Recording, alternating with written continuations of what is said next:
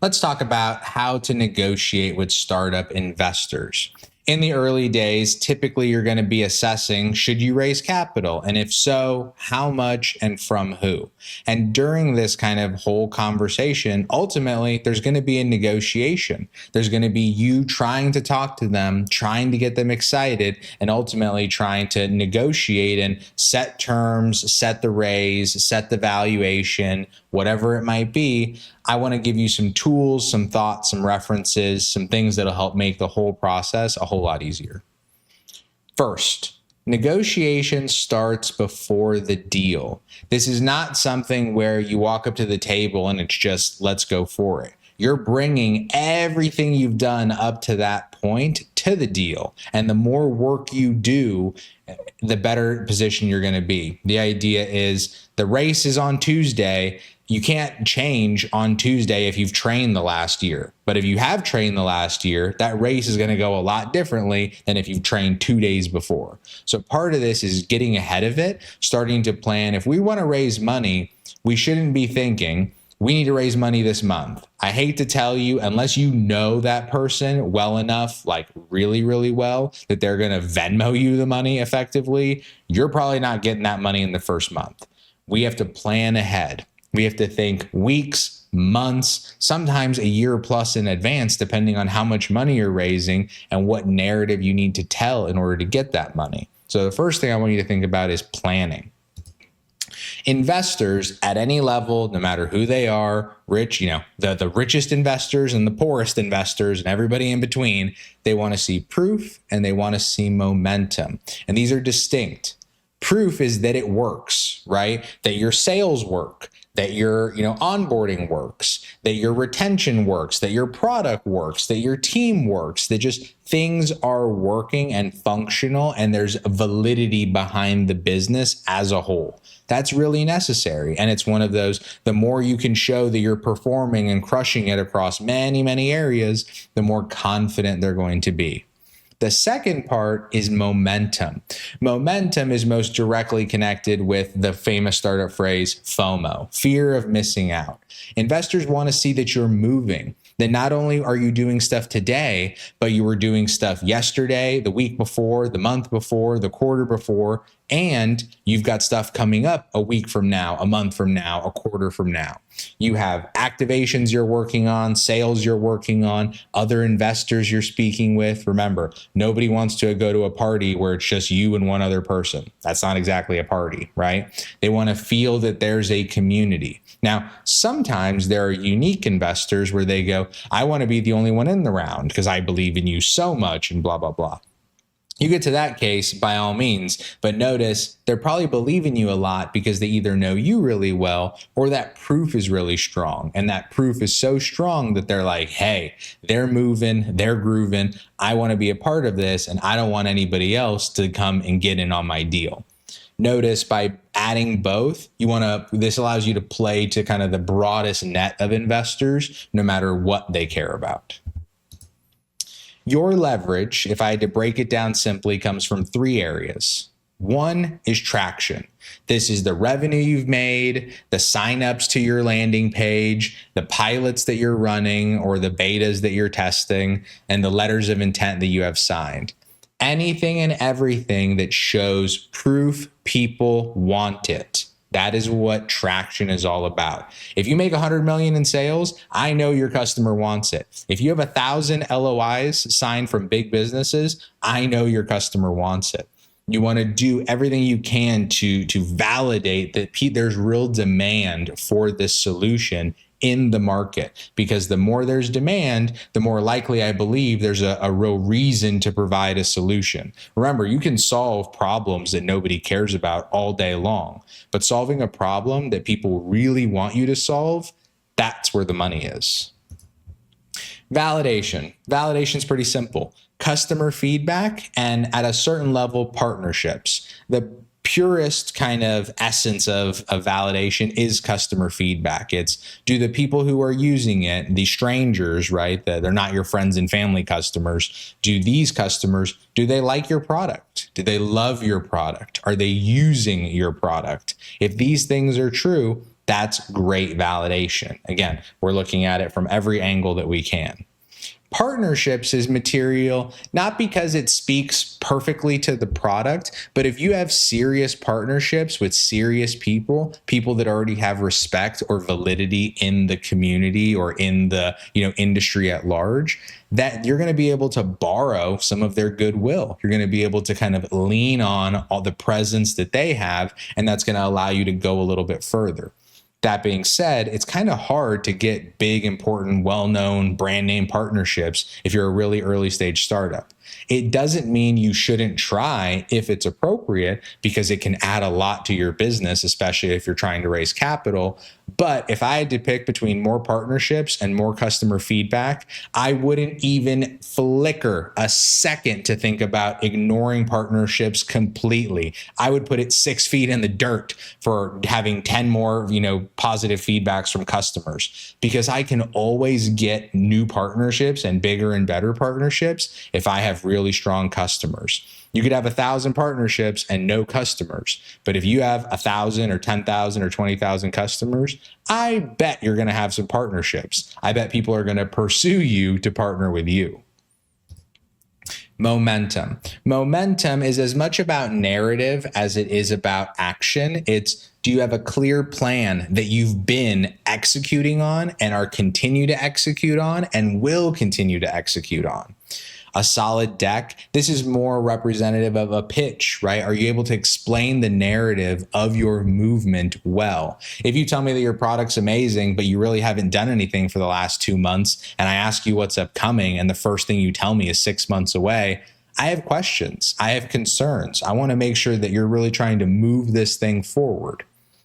FOMO is, of course, very important. And FOMO is one of, the most powerful resources that you can't touch in startup land, but it matters. And the reason is similar to how you're able to lean on the validity of partnerships. A lot of investors lean on the competence and the validity of other investors. So getting momentum that your business is working, your customers are working, your lead gen is working, you're talking to investors, you're in due diligence. This momentum, it's one of those speed builds speed. So we want to build at every level. How can we have the most traction? How can we have the most validation? And how can we have the most momentum going into this pitch? And trust me, you dial all of these up to 11, you're going to be telling people, no, I don't want your money. No, stop calling me, because that is the sign of a really successful business. It is always, always, always better to be focused and functioning than huge and broken. I forgot, I was watching, on Instagram, they have all those famous startup founder clips, and there was a great one which said, I think it was Dorsey from Twitter. He was saying, do the fewest things possible and do them perfectly, which I totally agree with. If our entire business could be one button and we just crush that button, you can become $1 billion company if the value's there. But if you have 10,000 features and all the buttons to match, no one's going to use half the things, understand half the things, including probably the people at the company. This is why, especially in the early days, it is 1,000x more important to have the things that you're doing few and work well and be priority. We shouldn't have a to-do list of 80 things across 80 products. I want 10 things focused on one product. I want to look at it from this angle and this angle and this angle. I want to really understand it. I want to shape it to be perfect, because the more perfect it is, it's kind of like polishing a diamond, right? Where it's like, if you cut this thing well and you polish it well, it's going to be worth so much more than a handful of uncut random diamonds that I'm unsure of the weight, right? We really want to make sure that we take the time to make what we have great, because remember, if you are not valuable today, you cannot expect an investor to think you are valuable tomorrow. A lot of founders I have found in my time run into this trap of going, oh, what we're doing today is okay, but what we're doing like 3 years from now, like that's really going to be amazing. It's like, cool, but just so you know, most businesses die real quick. And do you think that you're going to be one of those businesses that lasts a long time if what you're doing right now isn't valuable, isn't exciting, isn't worth celebrating? This is a big focus of today has to be exciting and tomorrow has to be more exciting. It can't be today's okay and tomorrow's great. That doesn't work. That doesn't build interest. That doesn't build excitement. I know it might be something that you're like, but Aaron, it's the future. No, it's the present. The future is just the present later. And right now you're in the present and we need to make this present good because that future present is not guaranteed at all. High level goals. I put this in red, and you're going to see very few things probably in red in these presentations because it's just like an aggressive color, but it's important. This whole capital raise thing, again, no offense to my investor friends, this is kind of a waste of time. And it's not a waste of time because capital is a waste of time. It's because like when you go get money from the bank, you don't have to do this, right? You just have financials and they give you a loan and sometimes you have to put something against it, whether it's an asset or a personal guarantee. The end, right? You just do the deal based off of the fundamentals.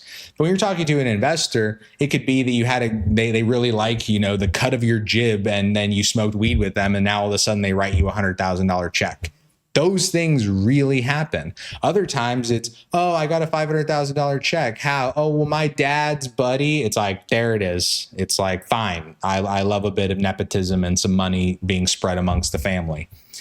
It's not interesting. We're not doing any of this. This is just like a cumbersome bank, right? Imagine if in order to get to the Capitol at your local Chase, they made you do American Ninja Warrior. That's literally what fundraising feels like most of the time. It's like, we're just trying to get the money, right? And I got to go to 30 events and get on stage and dress like this. And one of the companies I work with to build momentum, they're a napping company, which I love. It's brilliant. They took a bed and took a nap outdoors. Do you know how many investor chats we've had that involve naps outdoors? It's like those little things all to just get the money to go back to work. That's an important piece that I really want to harp on here because the next piece of this is valuation, which is a lot of founders, they get kind of in this big old tussle of, well, how much are we worth and how much and how do we? And it's like, well, this is where a little bit of, you just don't know the tools, but there's actually a lot of specific tools which basically make that question irrelevant because here's the truth. You don't know what you're worth today. And any number that we put on paper would be you guessing or estimating. Because again, let's assume you're building a startup. I assume you don't have 5 million in assets on the bank, on the books as assets.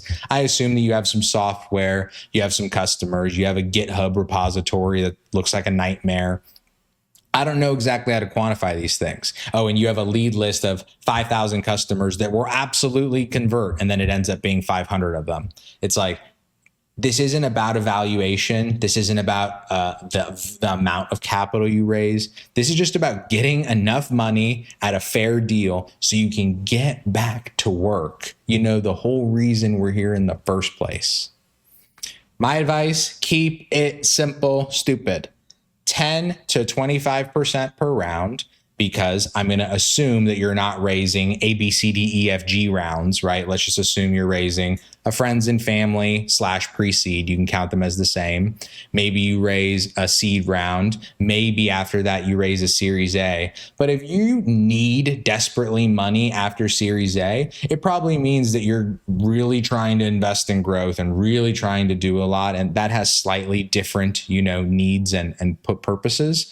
What I try to think about is for the average founder that I work with, I'd say most first deals that I do get done around that 10 to 15% mark, rarely even the 20 to 25, because why do I need to be so aggressive? Why can't I raise 10% now, crush it, and then use that momentum, keyword, to then raise, again, we're dealing with percentages. Let's just say that 10% was, 100,000. Well, I'll just raise the first 100,000, and then where I would have gotten another 100,000 for another 10%, now I'm going to get $1 million for 10% because that first 100,000 built momentum, built validation, built traction. It showed that my business was worth something. So our goal is very simple. 10 to 25% maximum per round. We do 2 to 4 rounds and we sell the business, book trips to Hawaii, Cancun, insert island of your choice. Away we go. Avoid complications. Again, this is all about keeping it simple. Founders want to have dual class shares, retain control. They want to have warrants, options, convertibles. They have like 6 different financial instruments and they don't have a functioning product. They don't have a CRM built. Like, we're really putting the cart before the horse here, right? This is about keeping ourselves dialed in and realizing we just need the money and then we can go back to the office. So let's just do that. Valuation. I'll give you the quick tip on valuation. Any business that I've seen, even if you sell pet rocks, can make 200 grand. And any business that I've seen in startup land that's pursuing any measure of growth is going to be pursuing 3 to 5 times revenue, which means if you're making 200 grand, just using the five times as an example, there really isn't any business that's worth under $1 million, even in the early days. Well, when you look at that, it's like, well, this business could definitely be worth $1 million, but what's it actually worth today? That's a great question. Let's talk about that. So when we look at these 3 different groups, each group has different things they care about. And I want to give you kind of a punchline on each of these different pieces.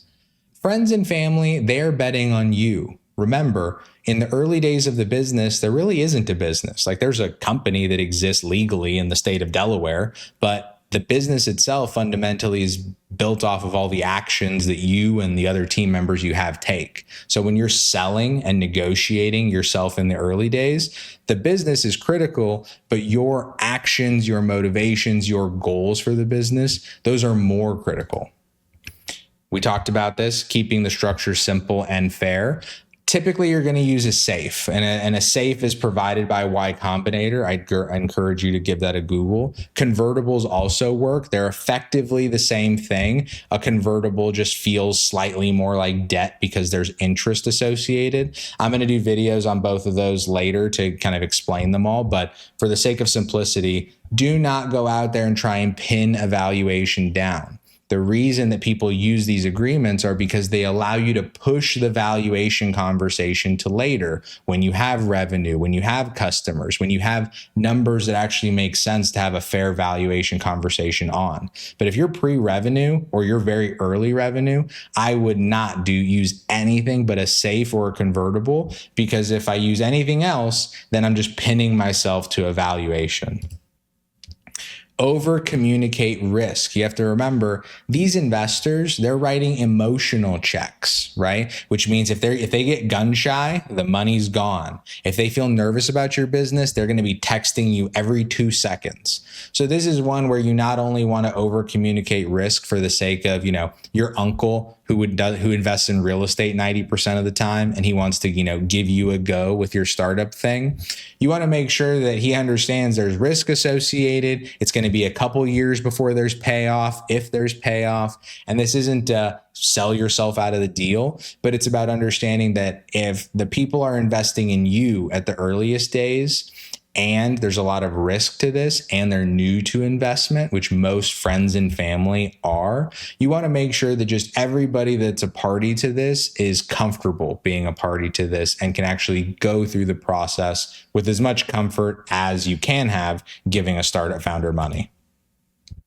Angels, they want traction and believable upside.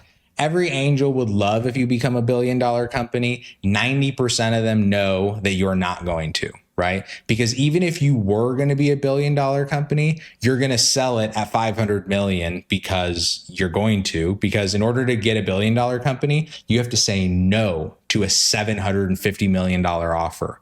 That's a pretty good offer, right? Pretty hard to say no to that. Angels are going to encourage you to say yes to that to crystallize the investment and move on.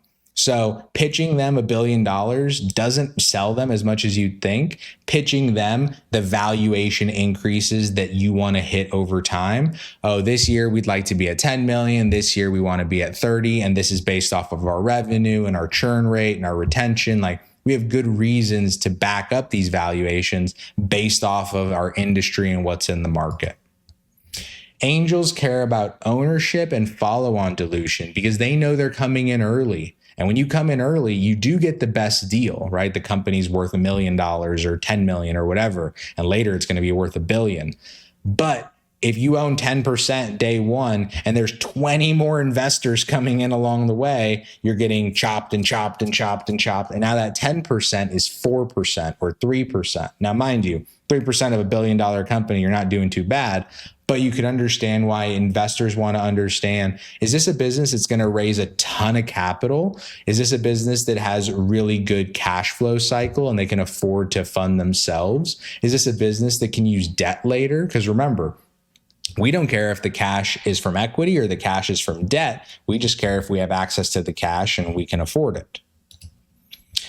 Typically, they prefer cleaner terms. Again, we want to avoid complex control rights. We don't want to be bringing everybody onto the board. We don't want to be splitting share classes. We want to say, hey, we'd love for you to be in our round. We'd love to do this on a very standard Y Combinator safe with a 20% discount, which, footnote, that's going to be my number one. If you had to pick one agreement to use for every investment, Y Combinator, 20% discount. If I could do every deal on that, I would. Some of them you have to use the capped version. And again, we'll cover this in a separate video, but a quick reference. And then I would move it along. Give me the 50K. Here's the transaction, which 1 million other investors before you have signed. Let's go back to work. Venture capital. These are the people that are the big institutions, right? And they represent other people's money. So they have an obligation to meet certain standards. Specifically, they very often have to meet ownership standards where they typically look to get 5%, 10%, 20%, whatever that looks like in a business in order to feel comfortable. Because again, A, they want to make sure that they're able to make a substantial amount of money, and B, they understand dilution's coming. So they know, hey, I don't want to own 5% of this thing because then I'm going to get hammered all the way down to 3. I'd rather own 20 because if I really believe in this thing, I want to own 20. And then even if I do get diluted, I get diluted to 15 to 10, I'm still winning, right? That's a good outcome for them. They are very heavily focused on scale and on the next raise. A VC understands that you're not scaled yet, right? But they do want to understand, what's your go-to-market?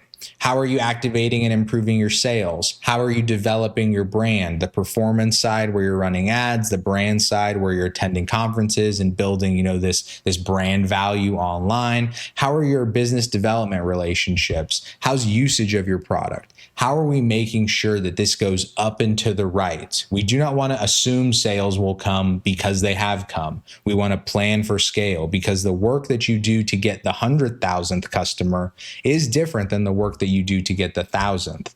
And we have to kind of take those steps along the way. And some of these steps may just be improving infrastructure. I know people that, again, they were doing well for their first million and they basically had a CRM built on Google Sheets. Well, in order to get to that 10 million mark, they had to upgrade to a CRM that could actually support automations and workflows and have multiple salespeople getting involved. One salesperson can generate $1 million, but once you've got 5 of them, you want to make sure you start unifying systems. VCs understand this.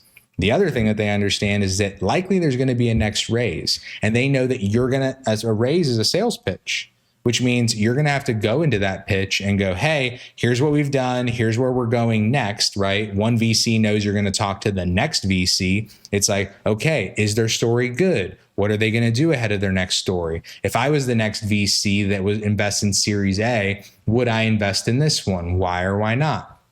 They are planners, right? Because they do this professionally and they understand this is a whole business. And likely, if they're raising money from one VC, they're likely not going to finish their rounds just yet. There's going to be more to come. Venture capital firms, I will say, are the most sensitive to terms. They also have the most terms that come in. Very often, the most terms hit, especially when it comes to your priced rounds, because there's a lot more kind of clauses that come in when you set an actual valuation. But I want to give you 3 here that always come up in my experience. Liquidation preference, often called 1 times liquidation preference, which is what is offered in the actual agreement, effectively means they get their money back first. It puts them very high up in the capital order. So if the business were to fail or if the business were to succeed, they get paid first. It just gives them reassurance that, hey, you're not going to pay out everybody else and we're going to get screwed. You're going to pay us first and then everybody else gets screwed. Fair enough. Pro rata, easy explanation here. If they buy 10% of your company in the round and then you raise another round and your next round would dilute them by 20%, so it'd bring that 10% to 8%, guess what? They're going to want to buy in and recap that, hey, I want to bring my 8% back up to 10%, even if that means putting an extra 500,000 million into the business, whatever it might be. And last but not least are board seats. And board seats, there's really two options. There's real board seats where they actually have like a vote and control. And fundamentally, if you control the board, you can fire the executive team, which is very powerful. And that includes if you're a founder. But the other thing is there's board seats that are board observers, people that want to be in the boardroom where big decisions are being made and they want to have their voice be heard and have some level of influence, but they don't have an official vote. More often than not, this is if I can push a VC to an observer seat instead of an official board seat, I do. But if they're writing a big enough check, I understand that I'm probably going to have to give them a real seat. Do not push for a valuation that you can't justify. I wish this was more ingrained in more founders because people want to get a huge valuation. And I understand the rationale for it because you don't want to just have this thing that could be worth $1 billion be valued at $1 million today because aren't I leaving so much on the table and don't they see the value and aren't all these things like, shouldn't they be considered? And the truth is that when you really appreciate what the early stage is about and what early stage capital is about, it's about validating yourself. It's about growing. It's about moving quickly. Not so fast you trip. You know, some people will say yes to the first deal and they end up getting a really bad deal because they're so desperate for cash, when if they were just a little patient, they'd have a much better deal 2 investors later at much fairer terms that set you up for a better future. A lot of founders don't think about the future, and then the future comes and then there's problems. So let's be realistic. A good scenario, my favorite scenario, a scenario I have lived with many founders is this. When you form your company, you're worth 0.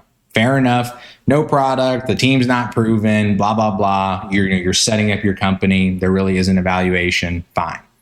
Now you go to pre-seed. You've done some work. You want to build a product. You want to build your little MVP, right? So you go, hey, we're going to raise $100K at $1 million. And again, I use this valuation as a specific. Notice when you're raising, you're going to raise via a SAFE. A SAFE doesn't imply a valuation, but I'm doing easy math here because a SAFE eventually converts, right? So just for the sake of ease, let's just assume that the SAFE is at a valuation of 1 million to make the math easy. But you raise $100K at $1 million valuation, that means you're selling 10% of the business. Sounds like a lot, but remember, your business isn't worth anything yet. All that potential isn't realized. So you're already justifying $1 million valuation. You're getting $100,000 to build something, and then you can get moving and start validating, start giving yourself something to base a real valuation on, not something where you're just basing it on narrative. You're basing it on fact. And fact really can add to your value.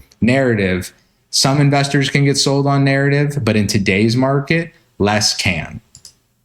The next stage is you take that $100K, you build the MVP, you get some customers, you get some feedback, you learn some things, you validate some things. Some things need to be fixed, some things could be expanded on. So you go to your next round and you go, hey, look at all this great stuff we've done. We're raising $2.5 million at a $10 million valuation, just using the assumption that we're going to max it out, right? So we're going to take 25% dilution, a big dip, right? It's the max end of the range. But notice, we've raised $2.6 million, and so far things are good. We're growing our valuation. We went from being worth 0 to being worth $1 million to being worth $10 million, and things are working properly. This seems really easy, it seems really good, and it seems like something that could be achieved, but then you look at this scenario. Again, normal situation, same idea. You start out day 1, worth very little, worth nothing. Now you go, oh, well, I'm so good. Our company's so great. We're going to be worth so much. We're not raising $100K at $1 million. We're raising $100K at a valuation of 10. So now instead of suffering 10% dilution, you go, oh, this is great. We're only suffering 1% dilution. Look at how much we're saving. The problem is, and this is critical to understand, you're setting an expectation. And remember, when you're raising from investors, they want to have their expectations not only met, but exceeded. If they expect you to get an A and you get an A minus or even an A, they're like, They really want you to hit that A plus. And if you set a $10 million valuation early, they're going to be expecting your next round you to justify 15, 20, 30, something material. Look at our first scenario. We went up 10x the valuation and they were super happy. But let's just assume for the sake of argument that things didn't really work out as well. Maybe in that first scenario, right, you raise the first 100K. What if the validation isn't as strong? What if the demand isn't as proven? So instead of pushing for a 10 million valuation, you went to 5. Well, in scenario 1, notice you went from 1 to 5. Instead of growing 10x, you grew by 5x. Obviously, growing by 10x is good, but growing by 5x is still decent. Not bad, right? What's to complain about?